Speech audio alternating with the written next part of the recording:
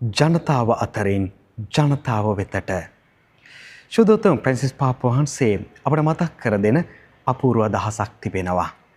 ඒ තමයි සැබෑ එඬේරෙකු යනු බැටළුවන්ගේ සුවඳ වහනේ වන එඬේරෙකු විය යුතු යන්න.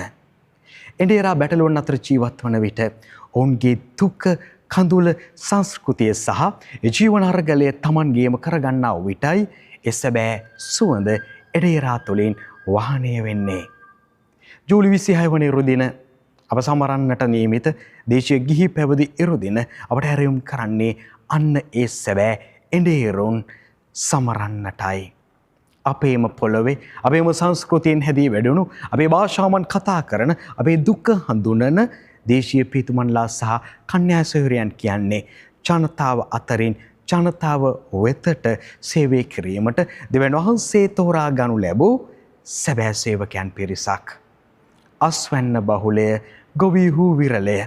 එයින් අස්වැන්න කැපීමට ගොවීන් එවන ලෙස අස්වැන්න බාර හිමියාට අයදින්නයි වදාළසේක. එනිසා අද දින අපට පැවරෙන වගකීම් දෙකක් තිබෙනවා.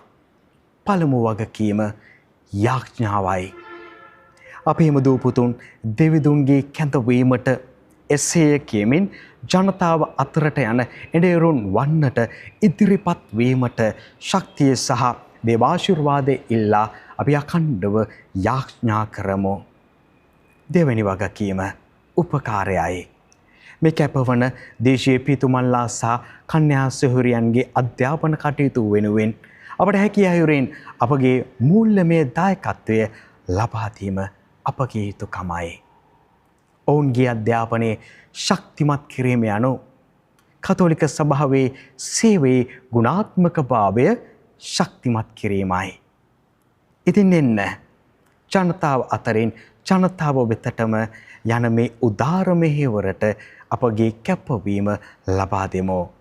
ඒ වෙනුවෙන් ලබන ඉරුදින ඔබගේ මීසමේ දිව්‍ය පූජාවේ සම්මාදමට ඔබගේ උපකාරය එක් කරන්න.